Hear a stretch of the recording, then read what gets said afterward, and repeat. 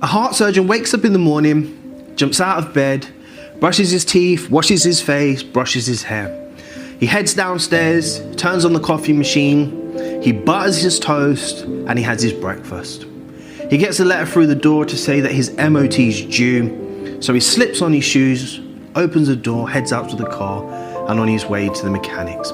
Now, as he gets to the mechanics, a mechanics he's been going to for around 3 to 5 years now, very familiar with the mechanic and very happy with the service they provide. So he drives in, drops off his keys, and as he's about to leave to head back home, the mechanic calls him back and says, "Look, I have a question to ask you." So the heart surgeon turns around, heads back to the mechanic and says, "How can I help you?" The mechanic says, "I've been thinking about this for a very long time. I see that me and you do very similar jobs. You know, you go to work, you help people. If somebody's in pain, you give them medicine. If there's something wrong with their limbs or their heart or their liver or their kidneys, you know, you operate on them and you fix them." And the surgeon is there and he's smiling. And the mechanic says, "You know, because that's what I do. You know, I have some very difficult cars that come in that have had accidents, broken down, need this changing, that changing, and you know, I open the bonnet and I fix it, etc., etc. But there's one thing that I've observed. We do a very similar job, but you get paid 10 times more than I do. Why is that?" And the surgeon said, So he thought about it with a smile on his face, and the mechanic says, "You know, I've been doing this for a very long time. I'm one of the most skilled mechanics in the area. If there's a problem, I'll fix it, no matter how difficult the problem is, no matter how difficult the engine that comes in, I'll fix it."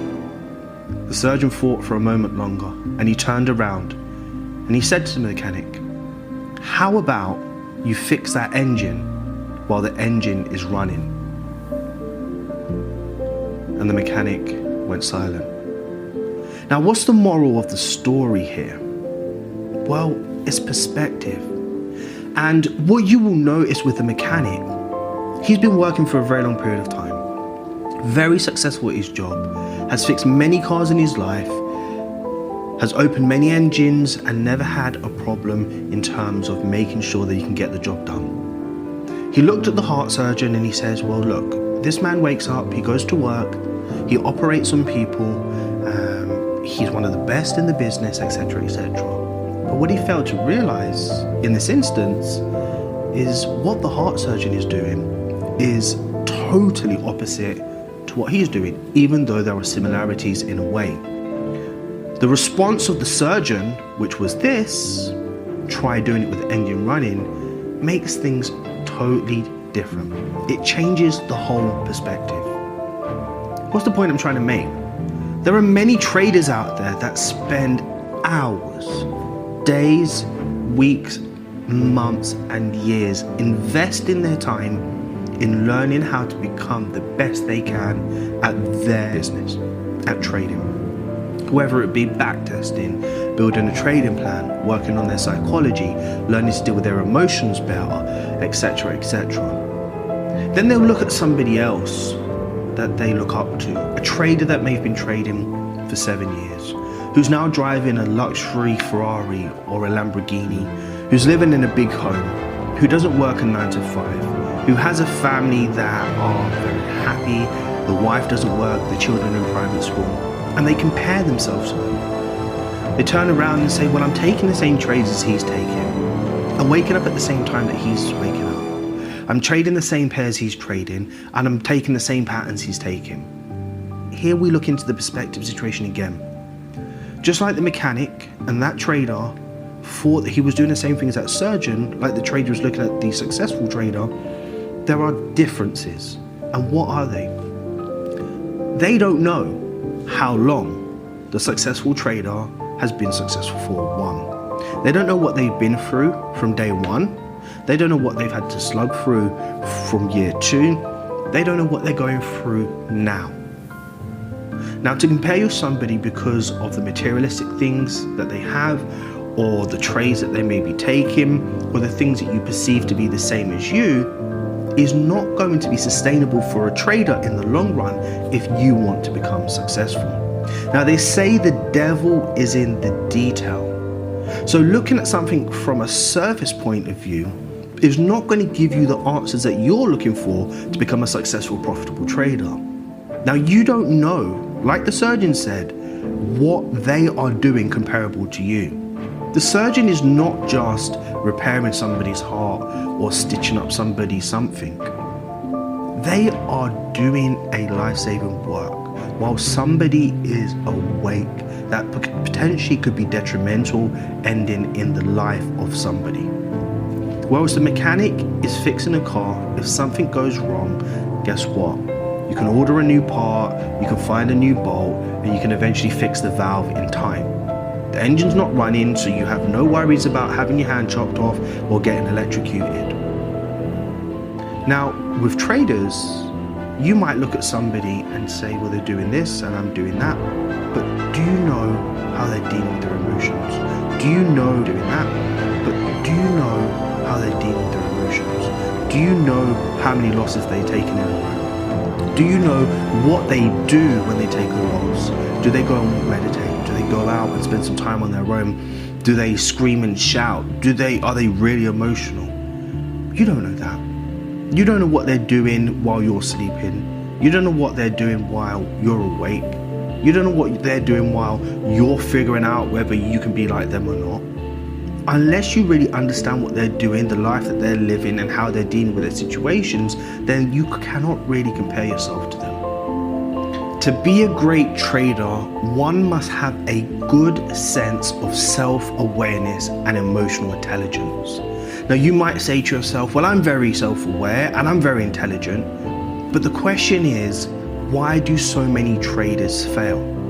So most traders fail because of something called the amygdala hijack, or the reptilian brain. This is the evolutionary knee jerk that causes pleasure, pain, hope, and fear. So what does that mean for you? Well, it means that when a trader wins a trade, there is a euphoria, causing excitement and then thoughts of wealth and happiness. When a trader loses a trade, it causes them to feel pain, regret, anger, and then leads on to revenge trading. So what does the amygdala hijack mean for you as a trader? Well, it's very personal, and it triggers an emotional response that's very overwhelming and out of measure with how a trader is supposed to feel. It actually, in fact, creates more of a significant emotion. Now, how is that relevant to what we're talking about now? Well, this goes all the way back to what we've said in the beginning: perspective. What you think you should be doing as a trader, or how you should be applying yourself as a trader, is all well and good, but comparable to what you actually do versus what you know you should be doing is two different stories. Just like the mechanic thought he was doing the exact same thing that the surgeon was doing, in theory, there are major differences.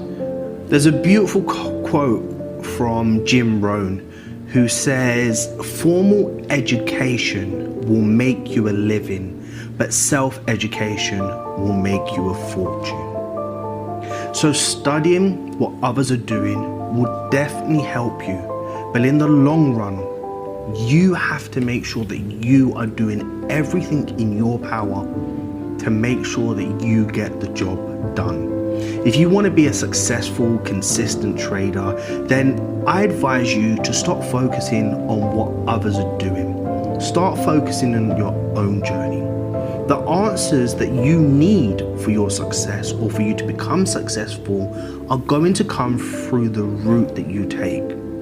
Now, if you find yourself taking trades that end up losing, you need to make sure that you document them, because what you would eventually be able to do is study not just your trades, but your behavior of your trades. You'll be able to find the answers that you're looking for that will hopefully in the near future prevent you from doing really silly things. Now, trading is very fun, and I totally get that. It's a very exciting venture for a lot of you. It provides a lot of hope, and for a lot of you, I mean, I know that's very important. Some of you are not living the best lives, have come from poverty, have maybe been very fortunate, but the point is a lot of you want your own freedom and you want to be able to own your own time. So what you have to understand is, in order to become a very successful trader, you have to make sure that what you're doing becomes mechanical, not emotionless, because that's impossible. You will always have emotions in trading, but you must learn to control them. But if you want to study somebody else, try to figure out what route did they take. Don't just look at the results and the materialistic things that they have. Try to figure out their disciplines, their attributes, their routines. Ask them, when you lost a trade, what did you do? Don't ask questions like, how did you win that trade? What pattern did you take? Because I'm telling you now, the markets are totally random. Whether they took that trade 100 times, I can tell you now, they may be able to recognize it under different circumstances, but it may make your life harder because you are not accustomed to that and it's not going to work for you. Create your own identity, create your own path, and the only way to really make sure that you succeed in doing this is by continuing, as I always say, executing. Stick to your plan, identify your behaviors.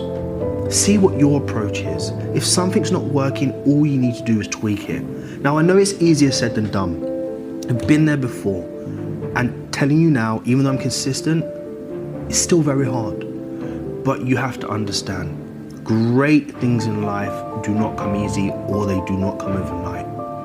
And I cannot remember who said this, but you must think of your trade in this way, or your success in this way. If you want to become a successful trader and become consistent and profitable as badly as you need to breathe, then you will become consistent and profitable. But every button that you press, every action that you take, every step that you move forward or backwards is because of you. The markets do not care about you, do not care whether you win or lose. Your brokers do not care whether you win or lose. I'm telling you now, because comparable with all the excuses that are out there versus the successful trader, if someone else can do it, you can do it too. Now, if you're not consistent or profitable at the moment, it doesn't mean that you're stupid. It doesn't mean that you cannot get there. But what you have to do, step out of your own skin, identify who you are, why you're doing what you're doing, and then figure out how you can make those changes. So I hope that was useful to you. Profitable traders versus retail traders. Now, I didn't use the word professional. To be honest with you, I think professional is just a title that you get when you work for a bank or an institution. You can become a profitable trader, and that's what you need to be focusing on. And I hope you found this useful. There's no secret sauce here. There's no holy grail. Everything lies with you, but I promise if you want to make it happen, you can. So for those that have watched this, make sure you've taken some notes. Take a good look at yourself, look at your trading plan, look at your risk management. Figure out what it is you're doing. Stop focusing on what everyone else is doing. I'm telling you, you'll get there eventually, but for now, keep your head down, keep those blinkers on, and stay focused on your own personal journey.